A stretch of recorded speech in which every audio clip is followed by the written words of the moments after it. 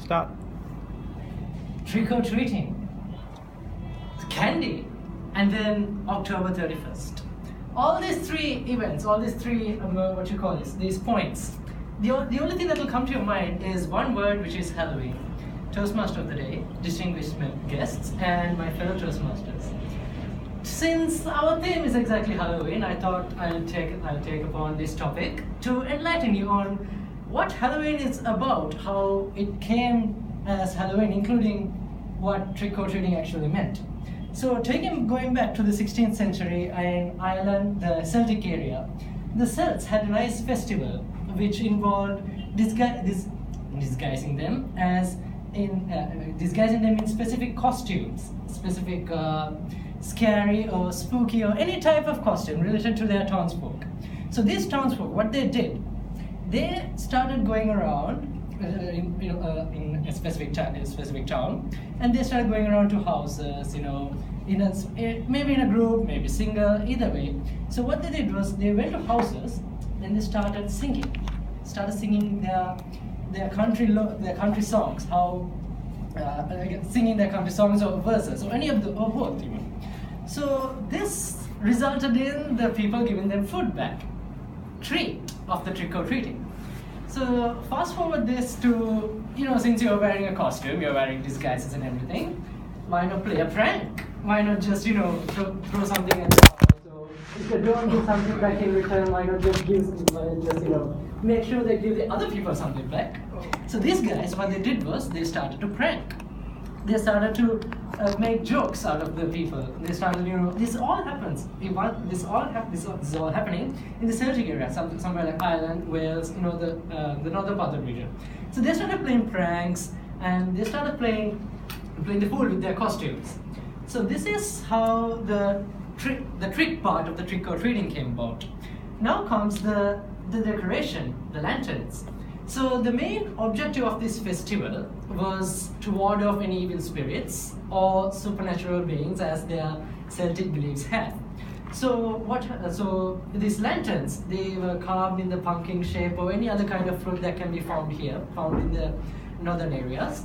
So the townsfolk, what they did was they kept a lantern, 1 or 2 or 3 or even 4.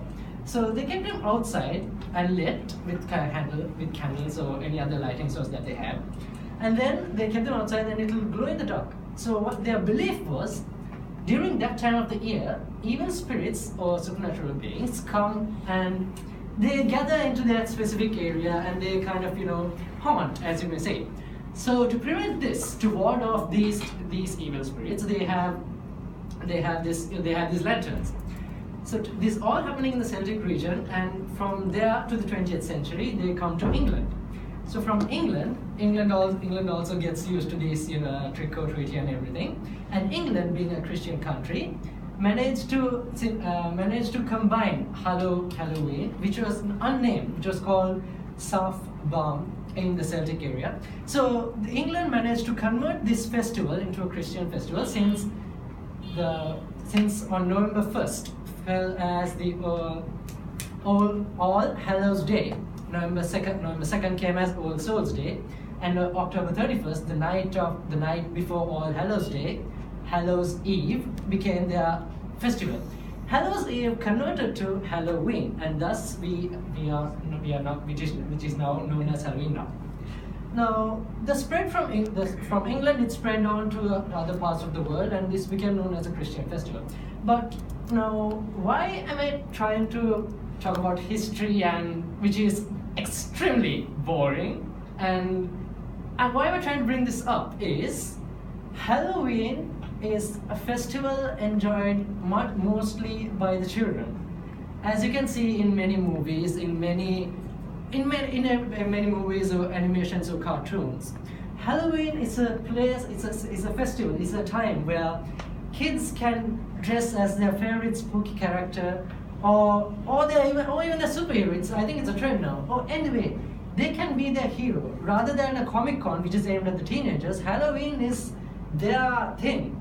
So what's my point is, some areas of the world do not celebrate Halloween mostly because of the religious issue, and some people think it's worshiping it's satanic, since it's walking of evil spirits. Either way, my point is, Halloween should not be considered as something evil, as something that is not suitable for anyone. It should be aimed more for the younger generation. They are the ones who are enjoying it. They are the ones who really love when excuse me.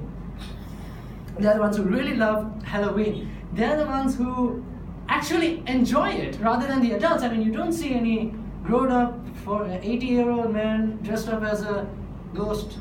Okay, dressed up as a ghost and then running around asking for trick or treating. No, it's the kids. It's the 10-year-olds, the 12-year-olds, the 11-year-olds. They're the ones who dressed up as Captain Hook or Peter Pan or even a mummy, a toilet roll paper mummy. They're the ones who are running around houses. They're the ones who are pranking, and they're the ones who are tricking, and they're the ones who are treating. So why should we take this fun away from them? Why should we limit it only to certain parts of the world? Why can't we make this global? Why can't we make this a festival like the Comic-Con? I mean, the Comic-Con was global, it came here as well. But we don't see Halloween celebrations here. We don't see kids running around trick-or-treating here. So why don't we make it equal? Why don't we let them also join in the fun? Why don't we think about them for a moment? Thank you. Thank you, Rosmas.